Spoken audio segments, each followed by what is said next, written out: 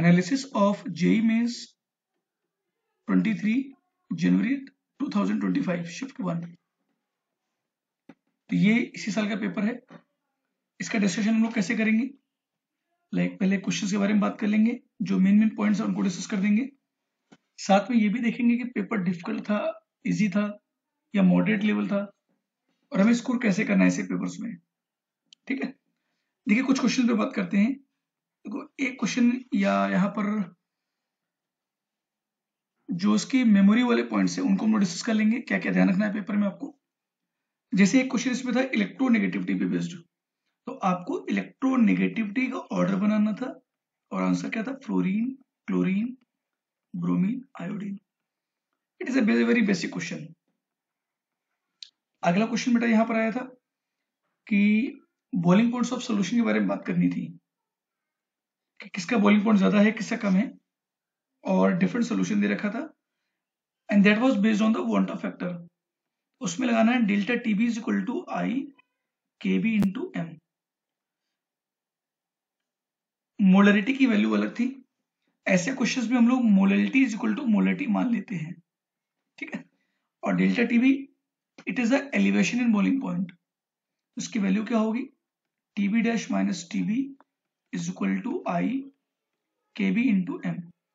तो जो boiling point of नया सोल्यूशन आएगा that is I K B M plus TB.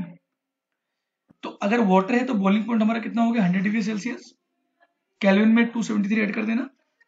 आई तुम्हारा वॉन्टा फैक्टर है, जैसे कि मान लो NaCl है, इसके लिए स्ट्रॉन्ग आई की वैल्यू क्या होती है, 1 plus alpha into n minus 1 होती है। ठीक है, तो यहां पर जैसे NaCl है तो आई की value 1 plus alpha into n minus 1। इसमें ध्यान रखिएगा अल्फा अगर बेटा 1 है तो i will be equal to n आ जाएगा। तो जैसे NaCl है तो इसके लिए आई की वैल्यू 2 आ गई, क्योंकि नंबर ऑफ आयंस 2 है यहाँ पर। CaCl2 के लिए n की वैल्यू 3, तो यही बन जाएगा आई की वैल्यू। मान लो Na3PO4 है तो यहाँ पर 4 आयंस है, आयंस तुम्हारे 4 है तो आई की वैल्यू क्या हो जाएगी, 4 हो जाएगी तुम्हारी। यूरिया है, ग्लूकोज है, उसमें वॉन्टा फैक्टर 1 लेंगे। ठीक है, चलिए अगले क्वेश्चन चलते हैं हम लोग। इसमें क्वेश्चन काफी अच्छा पूछा गया है लेसेग्नी टेस्ट पर। ठीक है, LASSIAGNE,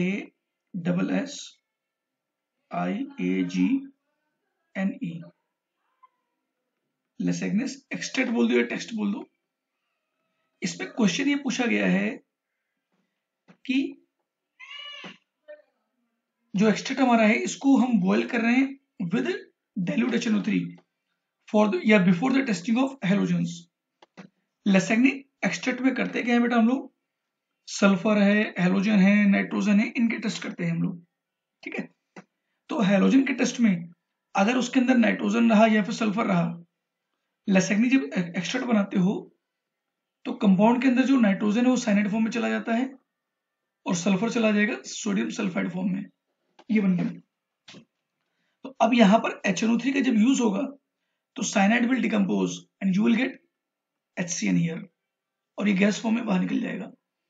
अगर सल्फाइड यूज कर रहे हो या सल्फर उसके अंदर अवेलेबल है पहले से ही, तो HNO3 से रिएक्शन करने के बाद ये बना देगा H2S गैस।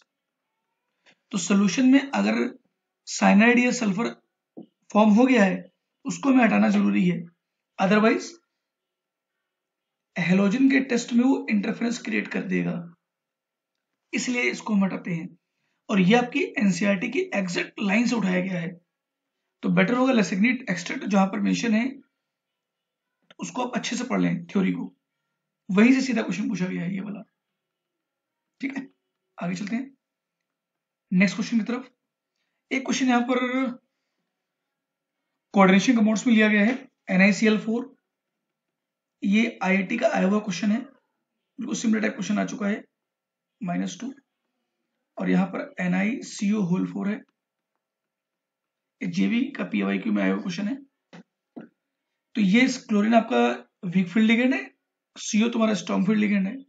ठीक है, तो इसकी वजह से आपको हाइब्रिडेशन देखना होगा, दोनों में ही ऑक्सीडेशन में +2 आ जाएगा, दोनों ही केस में, सॉरी यहाँ पर +2 आएगा और यहाँ पर 0 आ जाएगा ऑक्सीडेशन नंबर। तो जब हाइब्रिडाइजेशन निकालने जाओगे तो निकल की हाइब्रिडेशन आएगी sp3 और यहां पर निकल की आ जाएगी dsp2। अगर निकल +2 होता तो, लेकिन यहां पर देखो 3d8 4s2 है, 4s2, तो ड्यू टू CO ये तुम्हारा बन जाएगा 3d10 और 4s खाली है, 4p खाली है और यहां पर 4d, ऐसे देख लो। तो जो कार्बोनिल है बेटा, तो कार्बोनिल के इलेक्ट्रॉन्स यहां फिल होंगे 1 2 1 2 1 2 1 2, तो ये तुम्हारा बन जाएगा sp3। तो ये भी टेट्राहेड्रल हो गया और ये भी टेट्राहेड्रल हो गया। ठीक है, ये क्वेश्चन आया था इस बार। आगे बढ़ जाते हैं, ऑक्सीडेशन में निकाले ना, उसके बाद सॉल्व करना है इसको। अगला क्वेश्चन तुम्हारा CFSE पे पूछा गया है, क्रिस्टल फील्ड स्प्लिटिंग और स्टेबलाइजिंग एनर्जी पे। तो वहां पर भी स्ट्रेंथ ऑफ लिगेंड देख करके आप T2G और EG के नंबर ऑफ इलेक्ट्रॉन निकाल लें, मतलब इलेक्ट्रॉन्स इन T2G निकाल लो और इलेक्ट्रॉन्स इन EG लेवल, और क्वेश्चन को आप सॉल्व कर लीजिए। ठीक है, इसके अलावा एक क्वेश्चन तुम्हारा उससे पूछा गया है विटामिन पे बेस्ड, कि which of the following is vitamin रहा है, उसको ध्यान रखो। तो एस्कॉर्बिक एसिड जो है, ascorbic acid, it is a vitamin, ये उस पार्ट का आंसर है। तो इस टर्म को ध्यान रखिएगा, अगर मान लो रिपीट होता है तो आप मार्क्स ले सकेंगे वहां पर। एस्कॉर्बिक एसिड का बेटा फॉर्मूला भी हम लोग देख लेते हैं भाई, क्या पता किसी सेक्शन में इसको भी पूछ लें। तो यहाँ डबल बॉन्ड होगा, double bond O OH OH,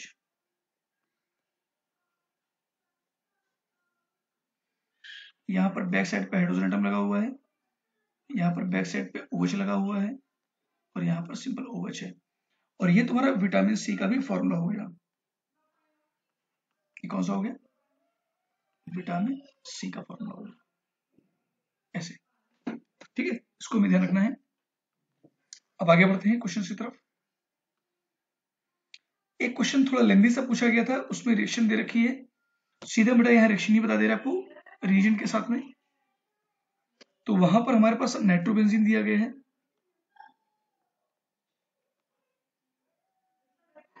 NO2। तो नाइट्रोबेंजीन की रिएक्शन कराई गई है Br2 विद एसिटिक एसिड। देखो एसिटिक एसिड, तो ब्रोमीन को हम एज ए इलेक्ट्रोफाइल अटैक कराएंगे मेटा पोजीशन पे, क्योंकि NO2 क्या है, -I है और -R है। ठीक है, और मेटा पोजीशन पे NO2 आ जाएगा तुम्हारा, सॉरी मेटा पोजीशन में ब्रोमीन आ जाएगा, तो ब्रोमीन को यहां पर आप अटैच कर दीजिए। ठीक है, अगली रिएक्शन है SN+HCl। SN+HCl रिडक्शन का काम करेगा, तो NO2 तुम्हारा चला जाएगा किसमें, NH2 में। तो यहां पर NH2 बन गया और यहां पर Br लग गया। अगले स्टेप में बेटा किसमें क्या हो रहा है, NaNO2 with HCl with 0 to 5 degree Celsius. तो यहां पर क्या बन जाएगा, N2Cl और यहां पर लग गया Br। अगले स्टेप में एल्कोहल से रिएक्शन कराई जा रही है C2H5OH से, और साथ में थोड़ा सा हीट कर दोगे, डेल्टा लिखा हुआ है, तो N2Cl हट जाएगा वहां पे और केवल यहां पर बन जाएगा, यहां लगा दो ब्रोमीन या वहां लगा दो, और जो C2H5OH इसका बन जाएगा CH3CHO। तो ये तुम्हारी पूरी रिएक्शन है, और ब्रोमोबेंजीन वाले आंसर पे तुम्हें टिक मार्क करना है। ठीक है, अब अगले क्वेश्चन तरफ आगे बढ़ते हैं। क्वेश्चन नंबर 8 ले लेते हैं। क्वेश्चन नंबर 8 देखिए, अगला क्वेश्चन एक इक्विलिब्रियम से आया था, उस क्वेश्चन में हमें यूज करना था CO2 प्लस कार्बन, ये रिएक्शन स्टैंडर्ड है काफी, और यहां पर बनेगा 2CO गैस। तो हमें बेटा इक्विलिब्रियम पे सेट करना था, और यहां पर Kp की वैल्यू आ जाएगी प्रेशर ऑफ CO का square upon pressure of CO2। इसको वैल्यू पुट करके आंसर निकल जाएगा आपको सिंपली। ठीक है, एक क्वेश्चन इसमें इलेक्ट्रोकेमिस्ट्री का पूछा गया था, और वो काफी आसान क्वेश्चन है। उसमें करंट की वैल्यू और टाइम दिया गया था with respect to molten AlCl3। तो पूछा गया था कितना मास डिपॉजिट हो रहा है, ठीक है। तो Al+3 जब 3 इलेक्ट्रॉन लेगा तो यहाँ पर क्या बना देगा, एल्यूमिनियम सॉलिड। तो number of moles of transferred electron 3 Faraday हो गए। अगर 1 मोल की बात की जाए, 1 मोल एल्यूमिनियम लेंगे तो सिंपली बेटा यहाँ लगा दो W = ZIT। Z यहाँ पर इक्विवेलेंस कांस्टेंट होता है, ZIT/F होता है, सॉरी ZIT यहाँ ले लेंगे। Z की वैल्यू होती है E/F, EIT/F। तो यहाँ पर एल्यूमिनियम का इक्विवेलेंट वेट रख दीजिए, मतलब मॉलिक्यूलर मास इसका 27/3, E की वैल्यू क्या हो गई 27/3। करंट रख देंगे, टाइम बेटा सेकंड में रखो, फैराडे की वैल्यू रख दो 96500। तो यहाँ पर आंसर तुम्हारा आ जाएगा इन टर्म्स ऑफ ग्राम। तो ये हमारा क्वेश्चन सॉल्व हो गया। अगले क्वेश्चन देखते हैं कैसा पूछा गया है। उसमें सिंपल एक कार्बोक्सिलिक एसिड दे रखा है, डाई कार्बोक्सिलिक एसिड। कितने कार्बन का, 6 कार्बन का, 1 2 3 4 5 6, और वहां पे COH यहाँ लिखा हुआ है, एक COH यहाँ लगा दो। इसका नोमेनक्लेचर पूछा गया था, तो नंबरिंग कैसे कर दो, 1 2 3 4 5 6। तो 2 और 5 पे मिथाइल हो गया, 2,5 di methyl hexane, 1,6 dioic acid. It is your final answer for that question. Come to the next question, 11 number. इस क्वेश्चन में क्या है, एक काइनेटिक्स पे बेस्ड क्वेश्चन पूछा गया, उसमें रेट कांस्टेंट के बारे में था, मतलब वो क्वेश्चन आपका इस इक्वेशन से सॉल्व हो जाएगा। कौन सी equation, Arrhenius equation, K = A × E⁻−EA/RT से। टेम्परेचर जब बढ़ाओगे तो K भी यहाँ पर बढ़ेगा, और बाकी एक्टिवेशन पे K कम होगा। एक्टिवेशन एनर्जी अगर कम करोगे देन K इंक्रीजेस, इस बात का ध्यान रखिएगा। तो ये क्वेश्चन इस पर बेस्ड था 11th नंबर। अगला क्वेश्चन देखते हैं 12th नंबर पे। वो भी क्वेश्चन तुम्हारा इलेक्ट्रोनेगेटिव पर बेस्ड क्वेश्चन था। इसमें आंसर जो तुम्हारा था एल्युमिनियम, मैग्नीशियम, बोरॉन और नाइट्रोजन। तो 2 क्वेश्चन आपके पीरियोडिक प्रॉपर्टी से आए हुए थे। इसके बाद अगले क्वेश्चन में एक क्वेश्चन में था कि H2SO8 क्वेश्चन में फिनोल का एसिडिक ऑर्डर पूछा गया था, उस पर बेस्ड क्वेश्चन था। तो उसके सीधा आंसर बता दे रहे क्या इसमें करना होगा। तो उसमें 2,4,6 नाइट्रोफिनॉल या डाइनाइट्रोफिनॉल बोलेंगे, ये तुम्हारा मोस्ट ऑप्शंस में ये मोर एसिडिक था। फिर क्या था, पैरानाइट्रोफिनॉल, OH पैरा पोजीशन पे NO2 आ जाएगा। उसके बाद सिंपल फिनॉल ले लो, उसके बाद टर्शियरी ब्यूटेनॉल, ये बन गया तुम्हारा। तो एक क्वेश्चन ऐसा भी पूछा गया था। इसके अलावा क्वेश्चन एक आया था SN1 SN2 बताना था कि CH3O CH2Cl एक कंपाउंड ये था, और दूसरा था नियोपेंटाइल क्लोराइड। क्या था, नियोपेंटाइल क्लोराइड, ऐसे बनेगा ये Cl। तो यहां पर SN1 रिएक्शन मिलेगी, आपसे पूछा गया था। यहां पर क्या था, SN1 रिएक्शन आपकी होगी। तो बिल्कुल सही है, क्यों, क्योंकि इसका जब कटायन बनाओगे CH3O CH2+, तो ये तुम्हारा रेजोनेंस स्टेबलाइज कर जाएगा CH3O डबल बॉन्ड CH2+। इसमें तुम्हारी आराम से SN1 रिएक्शन होगी, ठीक है।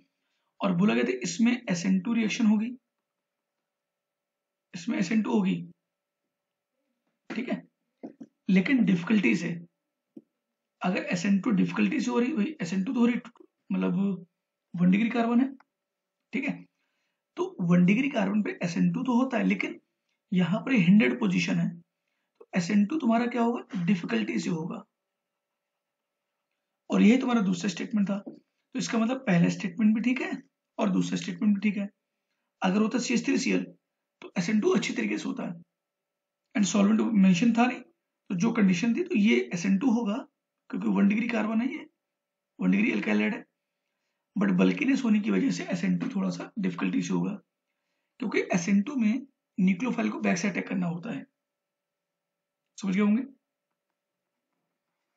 एक क्वेश्चन इसमें ज्योमेट्रिकल बेस्ड क्वेश्चन था, जैसे सिस टू ब्यूटीन इज मोल पर देन ट्रांस टू ब्यूटीन, बिल्कुल सही क्वेश्चन है भाई। सिस टू ब्यूटीन हो गया, पहला ऑप्शन मान लीजिए ये है। It is more polar than trans two butene, तो ये पोलैरिटी का ऑर्डर है, तो ये हमारा बिल्कुल सही, कोई दिक्कत नहीं है। एक ऑप्शन था बेटा, boiling point of cis isomer is greater than trans isomer, ये भी आपका बिल्कुल सही है। सिस का बॉइलिंग पॉइंट ट्रांस वाले से ज्यादा होगा। ठीक है, ठीक है। अगला देखो, अगला क्वेश्चन इसमें आया हुआ था कि मतलब अगला पार्ट इसमें देख लीजिए, 2 मिथाइल ब्यूट 2 इन, तो ब्यूट 2 नहीं है वो 2 मिथाइल ये हो गया, तो ये तुम्हारा ज्योमेट्रिकल आइसोमर्स देगा, तो ये ज्योमेट्रिकल आइसोमर्स नहीं देगा। फोर्थ पार्ट इसमें था, stability of trans but 2 ene is greater than cis, trans but 2 ene की स्टेबिलिटी क्या होगी, सिस वाले से ज्यादा होगी, तो फिर ये क्वेश्चन हमारा क्या होगा, ट्रांस और सिस की स्टेबिलिटी पूछा गया था, तो ट्रांस की स्टेबिलिटी सिस से ज्यादा ही होती है। एक क्वेश्चन हमारा स्टेबिलिटी बेस्ड आ गया था, मतलब ये पूरा ज्योमेट्रिकल पे ही बेस्ड था तुम्हारा एक तरीके से क्वेश्चन। अगला क्वेश्चन तुम्हारा स्ट्रक्चर ऑफ एटम से पूछा गया था।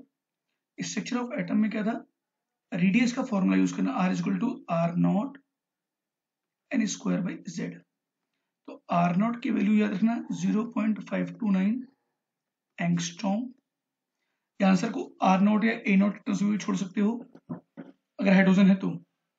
और बोला गया था फर्स्ट एक्साइटेड स्टेट, तो फर्स्ट एक्साइटेड स्टेट क्या हो जाएगी, एन की वैल्यू 2, भाई ग्राउंड स्टेट होता है n इक्वल टू 1 और n इक्वल टू 2, मतलब क्या हो गया, फर्स्ट एक्साइटेड स्टेट। तो ये हमारा 17 नंबर क्वेश्चन हो गया एक। चलिए क्वेश्चन नंबर 18 देख लेते हैं। इस क्वेश्चन में न्यूक्लियोफिलिक सब्स्टिट्यूशन रिएक्शन है, ये क्वेश्चन हेलो एल्केन्स पे बेस्ड है, तो क्वेश्चन में 5 मेंबर रिंग थी, डबल बॉन्ड Cl यहाँ ले लो, Br यहाँ ले लो, तो यहाँ पर 2 डिग्री एमीन की रिएक्शन कराई जा रही थी NH CH3 होल ट्वाइस, तो इसको हम अटैक कराएंगे, इस पे लोन पर है, इस डबल बॉन्ड पे Ng पे लगेगा इसमें, जब इस पे अटैक करो तो ये बॉन्ड यहाँ टूटेगा, इसकी वजह से ये बॉन्ड यहाँ बनेगा और ब्रोमीन को यहाँ से फ्री कर देंगे। उस केस में आंसर हमारा इस पहले स्टेप से निकलेगा, तो क्लोरीन तो ही रहेगा, लीविंग ग्रुप ब्रोमीन था, ब्रोमीन हटाया, और जब ये अटैक है तो इस पर प्लस चार्ज आएगा, तो हाइड्रोजन फ्री कर दे रहे हैं हम सीधे इसमें, N विद CH3 आ गया होल्ड ट्वाइस, तो 3 डिग्री मीन हो गया। अगले स्टेप में NH CH3 होल ट्वाइस, तो ये न्यूक्लियोफाइल यहाँ फिर से अटैक करेगा और Cl को बाहर कर देंगे, तो इस केस में और हाइड्रोजन फिर निकाल देना, तो आंसर जो हमारा बनेगा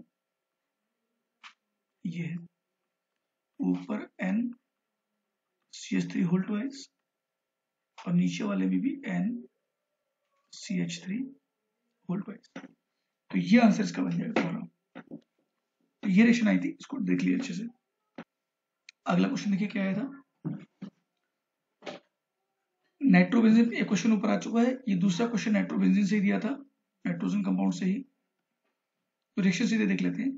इसकी रिएक्शन कराओ SN प्लस HCl से, तो रिडक्शन हो गया, you will get here aniline.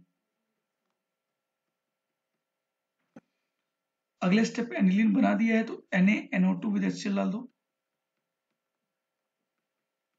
Temperature 0 to 5 mention नहीं था लेकिन मान के चलेंगे, तो यहां पर N2Cl बन गया, N2 प्लस Cl माइनस। अगले स्टेप में CuCl विद HCl डाल दिया गया, तो यहां पर आ गया क्लोरीन। अब Na with dry ether, Na with ether, तो यहां पर फिटिक रिएक्शन हो रही है, and you will get here biphenyl. तो क्वेश्चन में पूछा क्या गया, सोचिए जरा, रिएक्शन नहीं पूछी गई थी, रिएक्शन था ही था, पूछा गया था इस जो फाइनल कंपाउंड बना है इसका मोलिकुलर मास क्या है, तो इसको निकालोगे बच्चों तो ये आ जाएगा 154, ये इस कंपाउंड का मोलिकुलर मास, और यही इसका क्या है आंसर है। एक क्वेश्चन बॉन्डिंग से भी पूछा गया था। क्वेश्चन में क्या था कि number of species with linear shape, तो कुछ स्ट्रक्चर में आप बना दे रहे हैं क्योंकि मेमोरी बेस्ड है, तो जो है वो हम बना दे रहे हैं। तो ये sp, तो it is a linear. NO2 ये नॉन लीनियर होगा, नॉन लीनियर। I3 माइनस, इसको देख लो, I2 I single bond I होता है, और I माइनस यहां से लगेगा बेटा, तो लोन पर यहां भी है। चलिए आगे देखते हैं। तो ये तुम्हारा लीनियर ए भी हो गया sp3। अगला कंपाउंड XgF2 था, तो जिनोन फ्लोरीन फ्लोरीन, लोन पर यहां पर भी है, ये भी तुम्हारा sp3 आ गया विद D, sp3D सेम आएगा, I3 माइनस XgF2, तो ये भी तुम्हारा लीनियर हो गया। अगला ओजोन है, ओजोन तुम्हारा बेंट, तो ये भी तुम्हारा क्या होगा sp hybridisation and it is a linear in shape. ठीक है, आगे बढ़ते हैं। इसमें नेक्स्ट कंपाउंड है OF2, ये बेटा वी शेप हुआ है, बेंट शेप बोलते हैं इसको। देन N3 माइनस, इसको देख लो, N डबल बॉन्ड N, तो ये प्लस माइनस माइनस, तो ये तुम्हारा लीनियर हो गया। अगला SO2 नॉन लीनियर है, CO2 लीनियर है। ठीक है, तो इसका मतलब 1 2 3 4 5 6, अगर इन कंपाउंड्स देखें तो हमारा आंसर क्या हो जाएगा 6 इंटीजर है। ठीक है, तो अगला क्वेश्चन देख लो, ये तुम्हारा इलेक्ट्रॉनिक कॉन्फ़िगरेशन पे बेस्ड था फॉर F ब्लॉक एलिमेंट्स।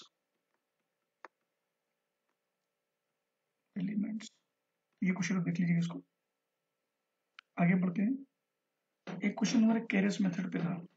ठीक है, कैरेस मेथड में हेलोजन के बारे में बात करनी थी, परसेंटेज ऑफ हेलोजन निकालना था। तो परसेंटेज ऑफ हेलोजन मतलब इसमें लिया गया था क्लोराइड, तो क्लोराइड बेटा कैसे निकालेंगे, mass of chloride, mass of Cl in the compound divide by mass of compound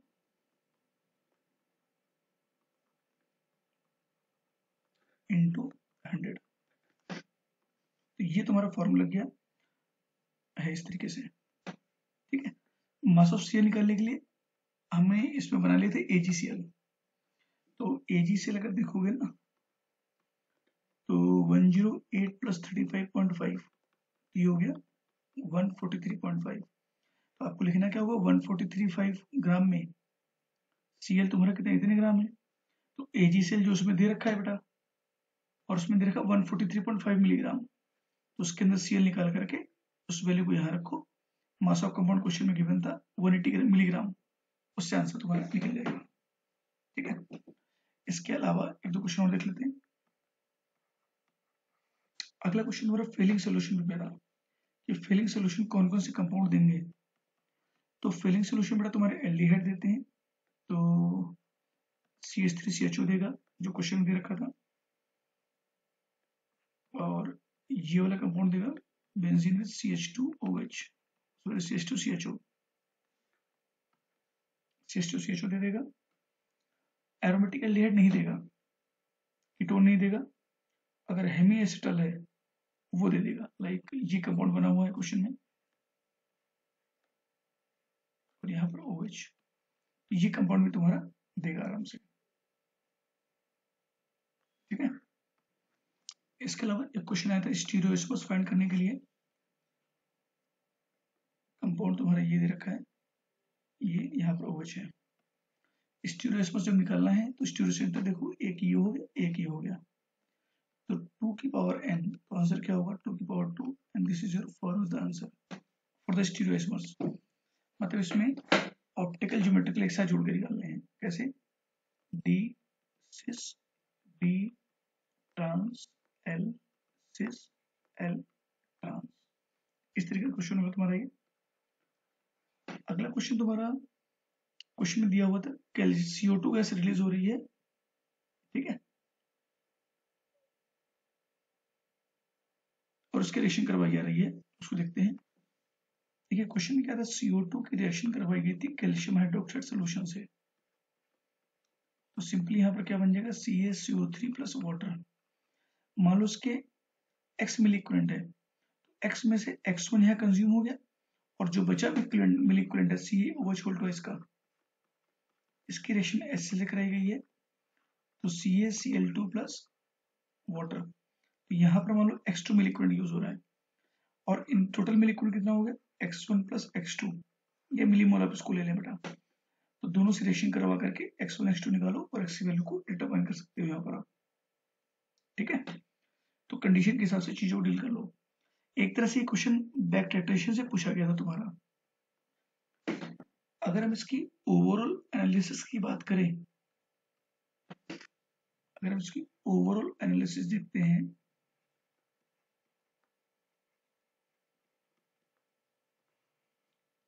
तो क्वेश्चन पेपर जो हमारा था थोड़ा सा इजी विद मॉडरेट बोल सकते हैं इसको, moderate level, easy to moderate level paper है। क्वेश्चन में बेटा जो क्वेश्चंस आए हुए हैं ऑर्गेनिक के भी हैं, इनऑर्गेनिक के भी हैं, और फिजिकल केमिस्ट्री के भी क्वेश्चंस आए हुए हैं, केमिस्ट्री, ठीक है। नंबर ऑफ क्वेश्चंस एक बार मैं काउंटिंग करके आपको बता दे रहा हूँ इसमें। तो इसके अंदर लगभग 10 क्वेश्चन ऑर्गेनिक के हैं, इनऑर्गेनिक के लगभग 9 क्वेश्चन हैं, और फिजिकल के यहाँ पर 6 क्वेश्चन हैं। और इन 10 में से 2 क्वेश्चन तुम्हारे हैं प्रैक्टिकल ऑर्गेनिक केमिस्ट्री के, एक क्वेश्चन है बायोमोलिक्यूल का, ठीक है। तो पेपर आपका नॉर्मल है, कोई दिक्कत नहीं है।